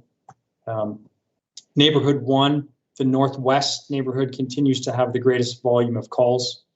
And then as far as some of the significant call volume changes, our mental health related calls on page, you'll note this on page 7, mental health related calls were up 23.5%. And then residential and commercial break and enter calls were both up 12% and 100% respectively. So those are very noteworthy, which is why we're going to continue to implement initiatives to keep that as a key focus moving forward. So we had overall have had for the second year in a row positive gains as far as response times that have overall been reduced between this is 2 years in a row, 20 and 21. So that's a good metric that we'll keep monitoring as far as both from service delivery, how much of that though was impacted by the COVID-19 pandemic this year. So without any questions, that's a real high level, but for either Jess or I, if anyone has any questions, Mr. Chair. Rod. You're muted, Rod.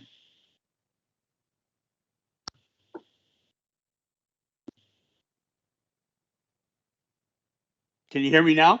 Yep. Okay, I just wanted to thank the chief and the members of the service, both police and civilian, for their hard work within the community. Every time we have a crisis or an incident coming up, they're at the forefront and they're finding the solutions to help our community. So I just wanted to thank them for all their work, and it really shows within our stats when something happens, they problem solve and they react to it. So just wanted to thank them for that. Okay. Any other? And through you, Mr. Chair, to Mr. Curran, a few days ago last week, we had a new call for service every 5.2 minutes in the city of Guelph. If you take an average of, I think it was 275 calls for service in one day. So a function of the work of our members. But thanks for recognizing that, Rod. We really appreciate it. Okay. No other questions? I guess we will move to the 10-year capital budget and forecast.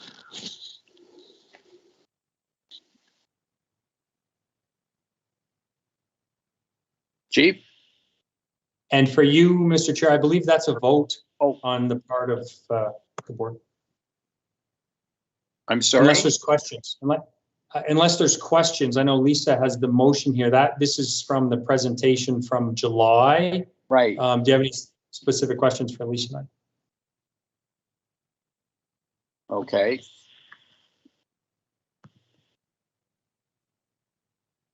I'm not seeing any. So do we have a motion then to approve that item? Just hold on a second here.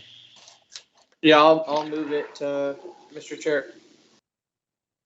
Okay, seconded by Christine. Are there any opposed? Not seeing any. That's carried. Okay. The next is the Finance Committee report, and that's June 2021 financial variance report. So that would be from January 2021 to June 2021. Moved by Christine, seconded by Rod. Any opposed? That's carried. Okay. And then we have the chief's monthly report. Okay, I think, Mr. Chair, we got the operating budget. Did you want me to go through that? Oh, sorry. You're right. We have the 2022 to 2025 operating budget and forecast. Okay, so I know the detail, so you have my slides as well as Lisa's report, which is quite detailed. So I'm going to kind of go through my slides and then leave it with the board through to for any questions specific with respect to that. If that's good, Mr. Chair, before I start, if a thumbs up or if we're good to go. Okay. Yeah. Thank you. Okay. And if there are any questions during, please interrupt if that's easier for everybody, whichever you prefer. So obviously you have before you the operating proposal for 22 and 23, as indicated in Lisa's report.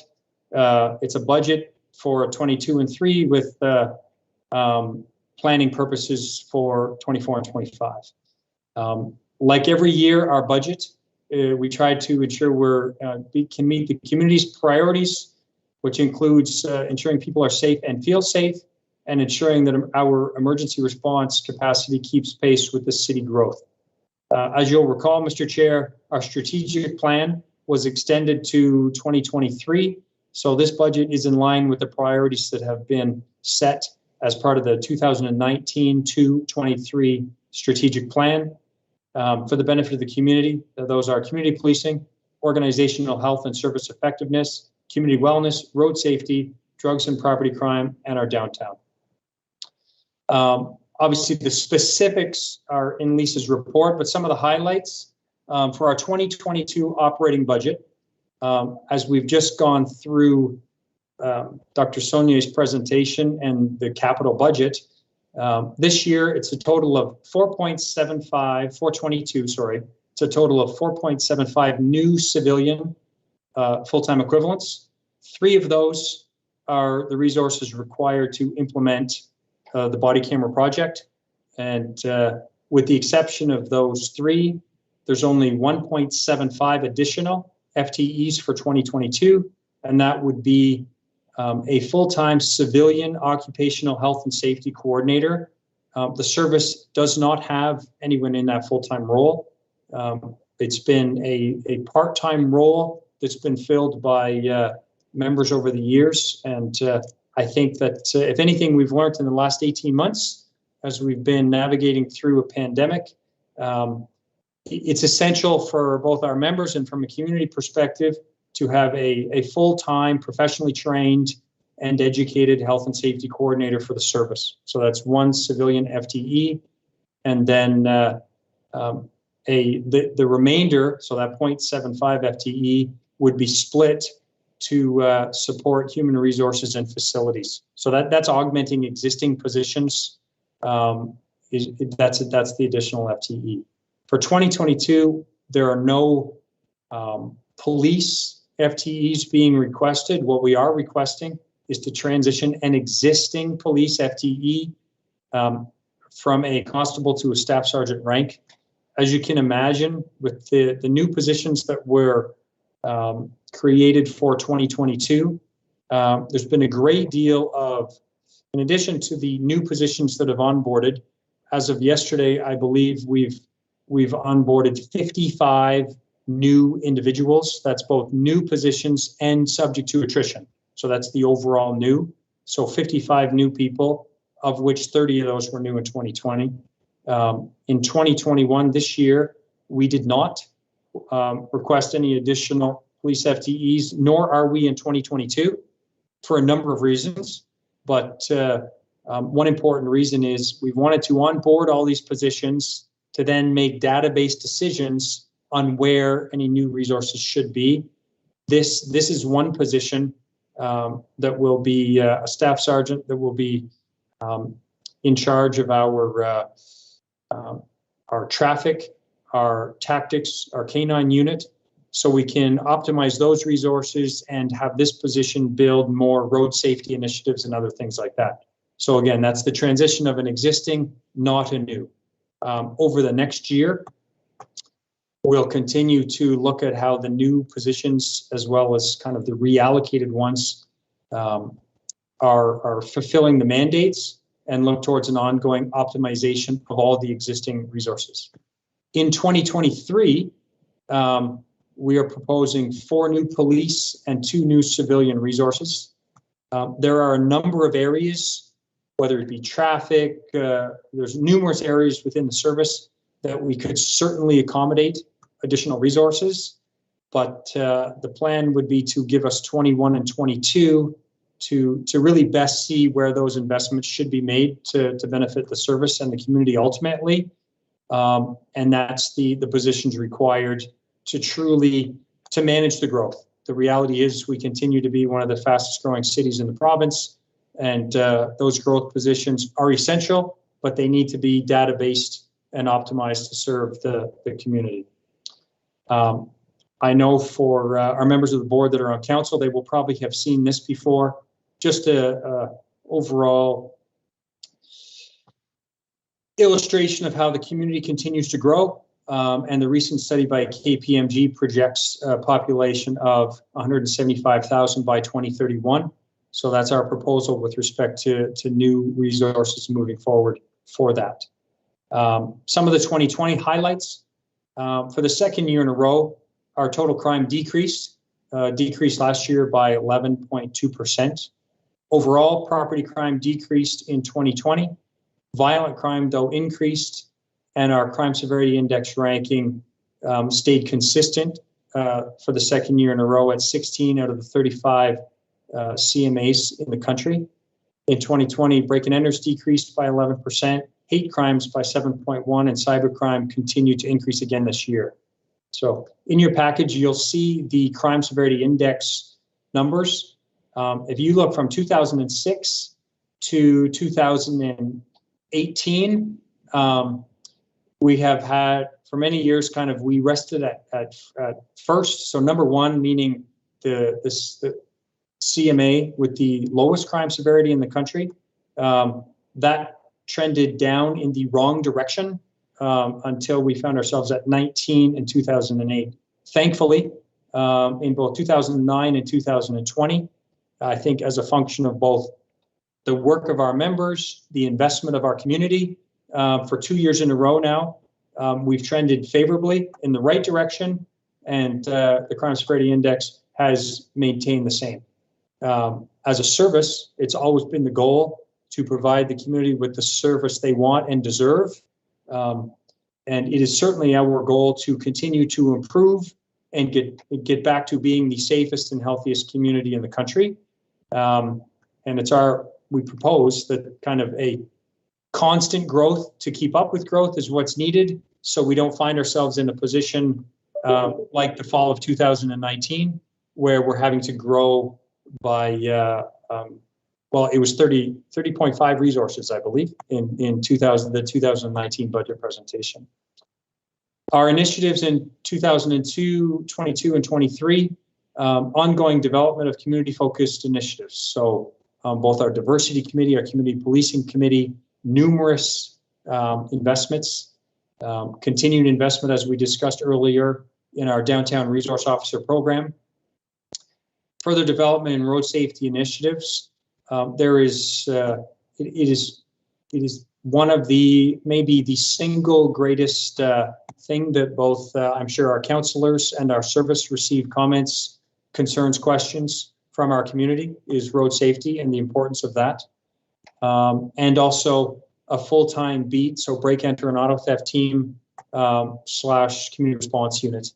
I just noted in 2020 we had favorable break and enter statistics. They were not favorable from January to June this year. So those part-time initiatives in 2019 and 2020, we'd like to see a full-time commitment to that moving forward.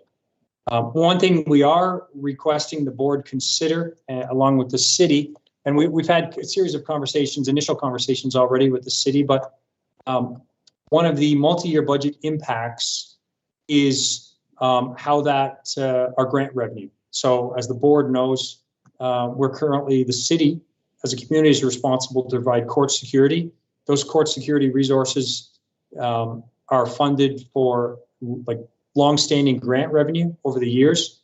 Now, as we venture into multi-year budgeting, I think it's important that we very transparently ensure that, that like these services rely on the grant revenues. So it's all, we have no reason to believe, we haven't been told the grant revenue is changing or going to cease, but it's important that any unanticipated changes, we realize in a multi-year budget could have negative variance impacts. So what we're requesting is that our board and the city consider increasing the current 1% GPS contingency to 5%.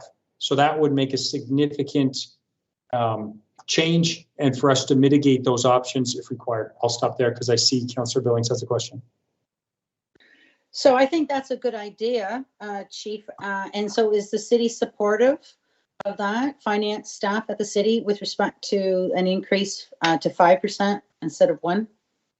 I don't want to speak for them. I think Okay. initially it was probably well received, but to the city's benefit, we just talked about this in the last few days. I think it really seems like a good way, because if the grant revenue changes, that doesn't mean our responsibility as a city to provide the service doesn't change. So to have those mitigation options, I think seems like the most logical approach. Okay, thanks, Chief. And then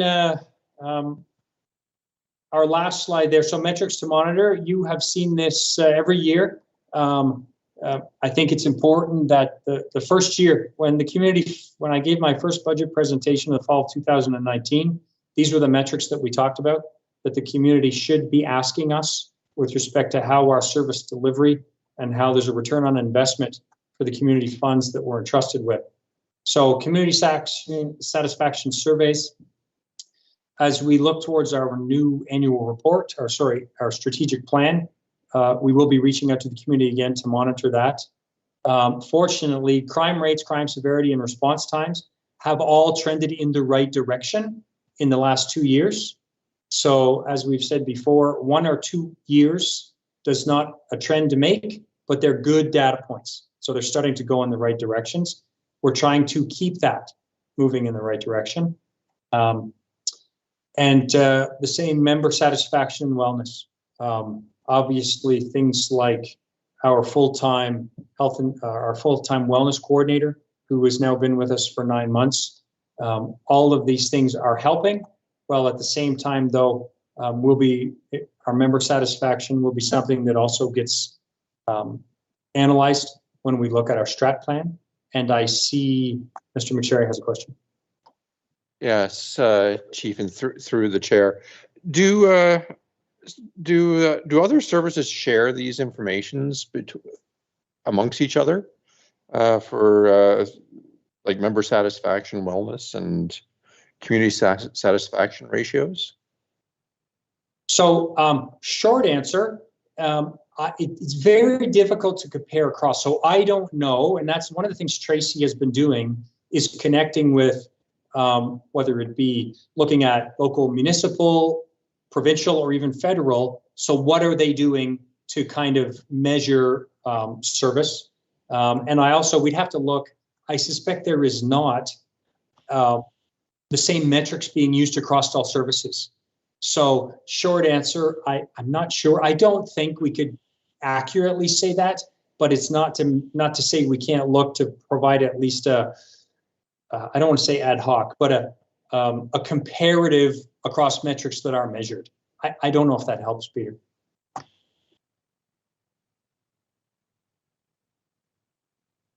If others aren't participating and using the same measuring tools, you can't really do it. It just might be helpful to, if they did exist. It's for you, Mr. Chair, to Mr. Curran. Yes, Chief, through the chair. Just wondering, in regards to special constables, do we have any special constables supervisory positions? Right now, you mean special constables who are supervisors? Yeah, because that would give them an opportunity to move into a different level within the organization, give them something to achieve. Do we have that right now? Well, we do not, but that doesn't mean we cannot. And I think that that's what you raise a really important point, both for our civilian members, our special constables, our sworn members, like kind of making sure all of our employees have opportunities to grow, develop, and have a career path within the service.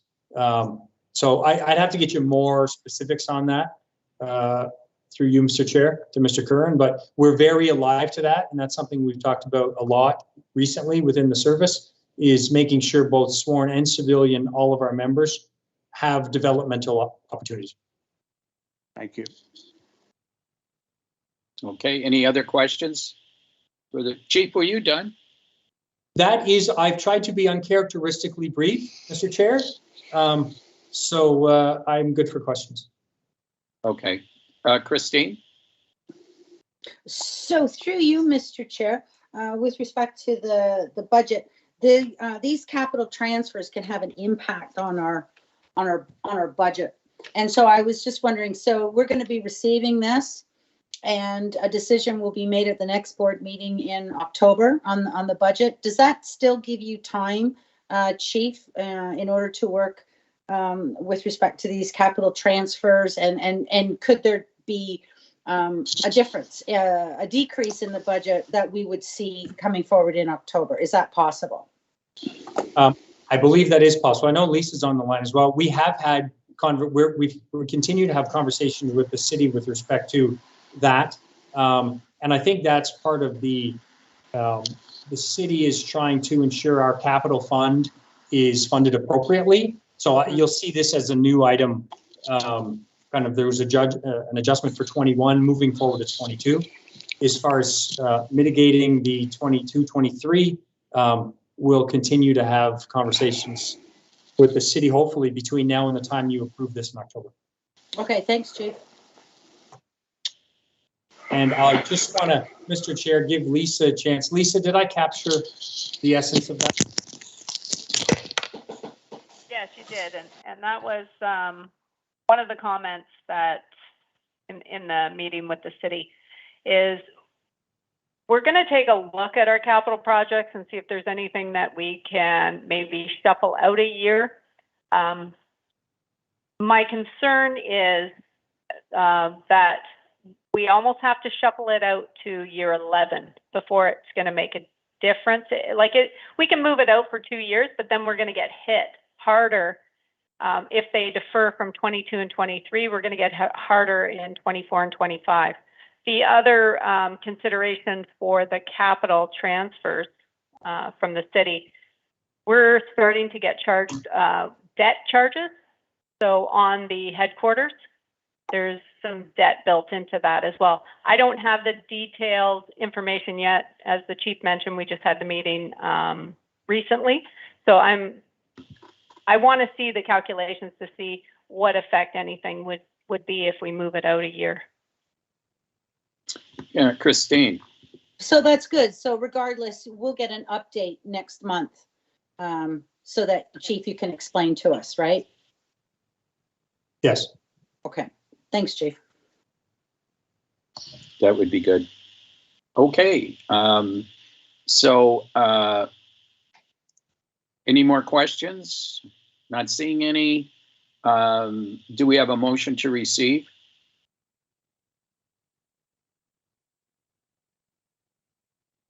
(2022 to 2025) operating budget and forecast? Or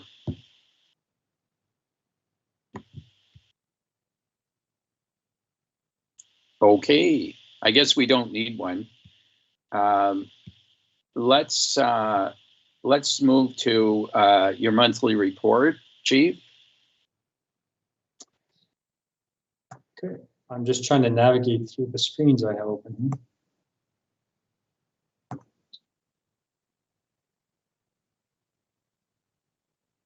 So this month is, I have a very succinct monthly report this month. While I understand we didn't have a meeting in August, I just wanted to bring it to the board's attention that as of this morning, our members have responded to over 109,000 calls for service since the start of the pandemic.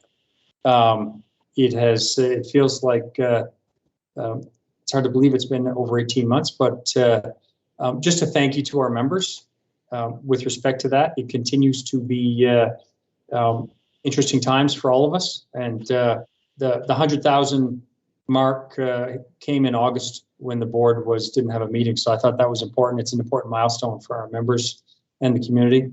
And the only other thing for this month, obviously, we welcome back our University of Guelph students. There's a variety of initiatives underway to support Safe Semester, and we'll give a summary of those maybe at the next meeting. But I just wanted to thank all of our members for all the work they're doing. Great interaction and great cooperation with the city, the university, and our members. And as September starts, and that's all I have, unless there's any questions, Mr. Chair. Okay, any questions on this? Not seeing any. Is there any new business? Not seeing any. Information items are there under 7.0 in your agenda. Next open meeting, CAPG's annual conference, virtual meeting with Inspector General of Policing. That's one I want to emphasize. That's going to be on October 14th at 1 p.m. And I would think it will be only 20 to 30 minutes tops. So it's important that we all be on that call, all the board members. I think it's only for board members, but Cheryl, you can correct me on that. Cheryl? Yes, it's only for board members. Yeah. Okay. Christine? Did you say, Mr. Chair, it's only going to be about 20-minute meeting? 20 to 30 minutes, I think they said. Right, Carol? Or Cheryl? Yeah. Why Is there required reading ahead of time for this, Mr. Chair, or do you know? I don't think there is. I think it's just sort of how can I put this? Just a discussion on certain things, and maybe to have Devon Clunas and Ken Weatherall introduce themselves to us. That's my thinking on it, and just probably explain what their plans are, where they'd like to go. Thanks for that, Mr. Chair. You're welcome. Okay, so now I would entertain a motion to adjourn. Christine, and a second by Peter. Any opposed? That's carried. Oh, okay. Thanks, folks. Bye. Bye. Bye.